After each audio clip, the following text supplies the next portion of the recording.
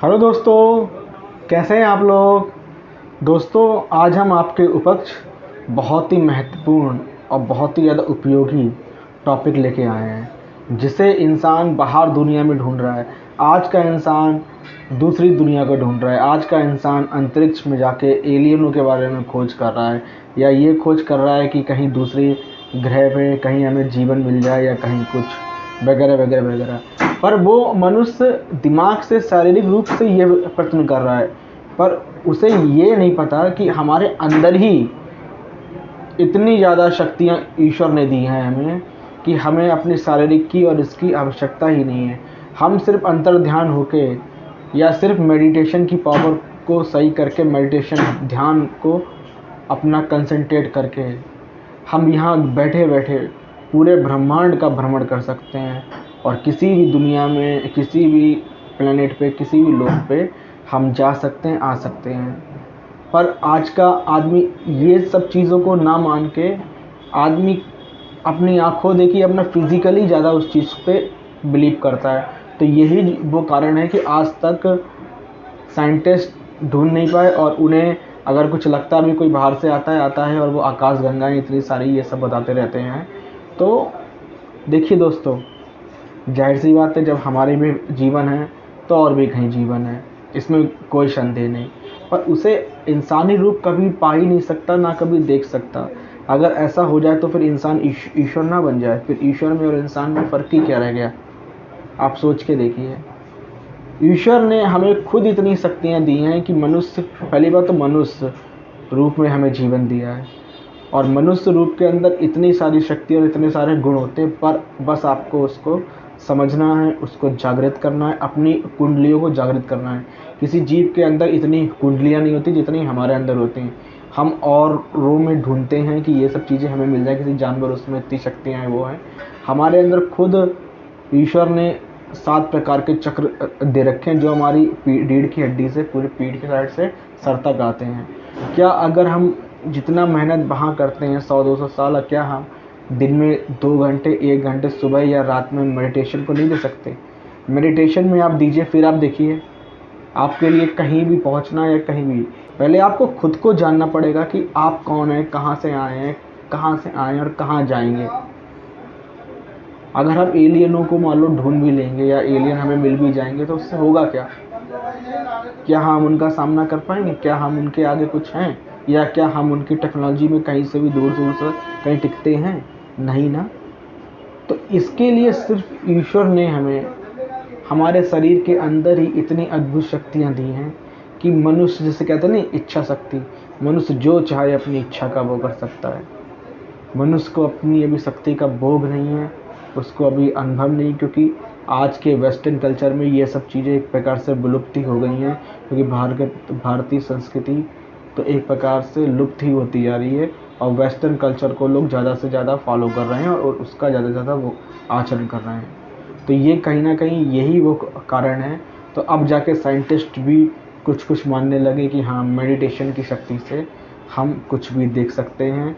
हम आने वाला भविष्य, बीता हुआ पास्ट, चल रहा प्रेजेंट, पास्ट प्रेजेंट फ्यूचर, सब में जा सकते हैं, सब में आ सकते हैं। जैसे आपने सुना होगा टाइम टेबल, समय यात्रा, ये सब।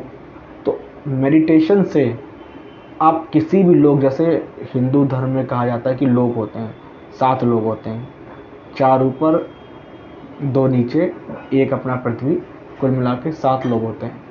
तो आपको पता, पहले के ऋषि मुनि या आज के ऋषि मुनि भी, लेकिन हम उन तक नहीं पहुंच सकते, तो इसलिए हमारे लिए वो नहीं है। हिमालयों की वादियों में जाइए आप, आपको सच्ची घटना बता रहा हूँ। हिमालयों की वादियों में जाइए आप, एक बहुत ही सुंदर शहर बना हुआ है, पर वो अदृश्य शहर है, जो हम लोग उसको नहीं देख सकते। और हिमालयों की गहराइयों में आज भी ऋषि मुनि लाखों सालों से आज भी तपस्या करते आ रहे हैं, और आज भी तपस्या कर रहे हैं, लेकिन हम उन तक नहीं पहुंच सकते, क्योंकि हम उस योग्य नहीं हैं, हम उस लायक नहीं हैं, हम उस काबिल नहीं हैं।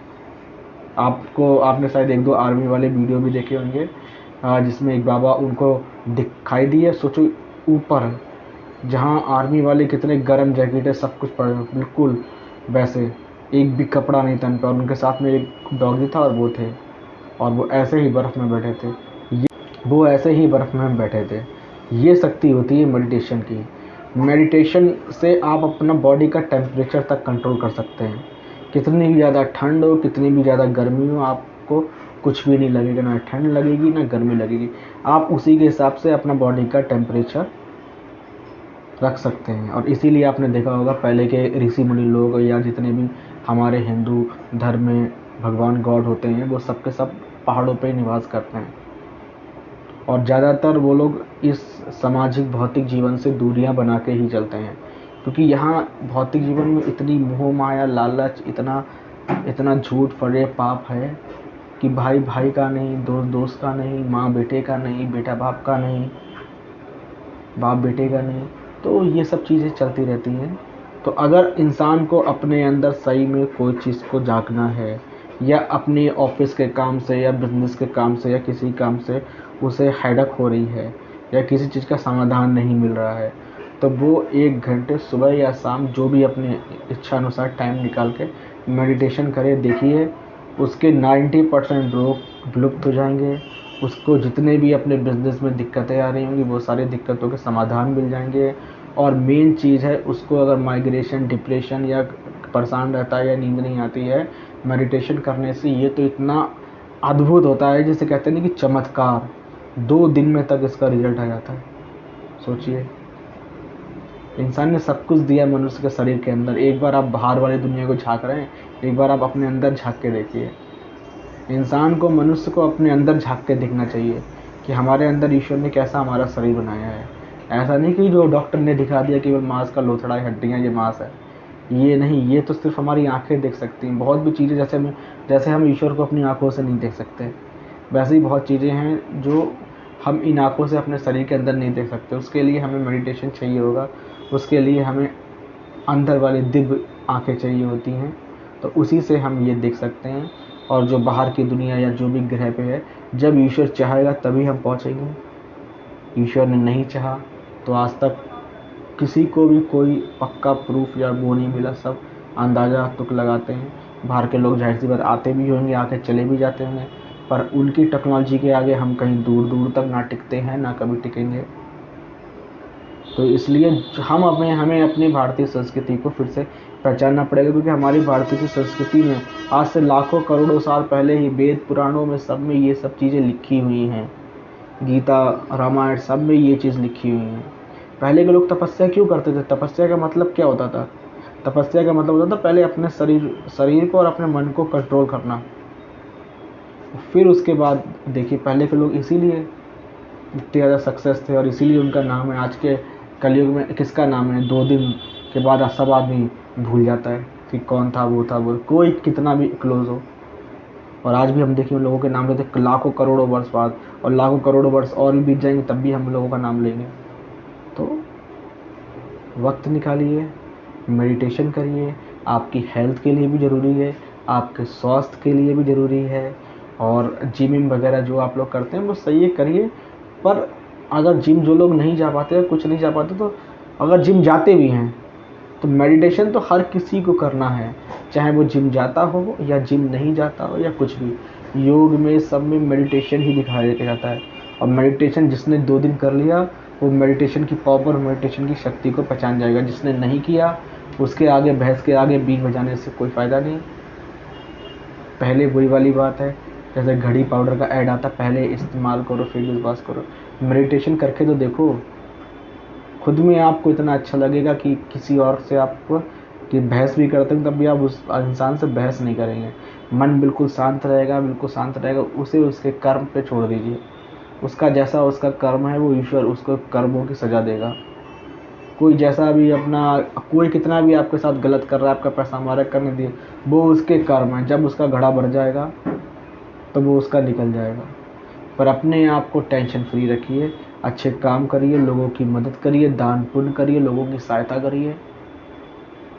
और कभी किसी की हाय मत लीजिए, क्योंकि दुआ 100 होती हैं और एक हाय 100 दुआओं के बराबर होती हैं। तो इसलिए अगर आप लोगों को ये वीडियो हमारा अच्छा लगा हो, ज़रूरी नहीं है अच्छा लगा हो तो ही हमारे इस वीडियो को लाइक करिएगा, शेयर करिएगा, कमेंट करिएगा और अपने दोस्तों, फ्रेंडों, यारों के साथ में शेयर करिएगा। जय हिंद, जय भारत, वंदे मातरम।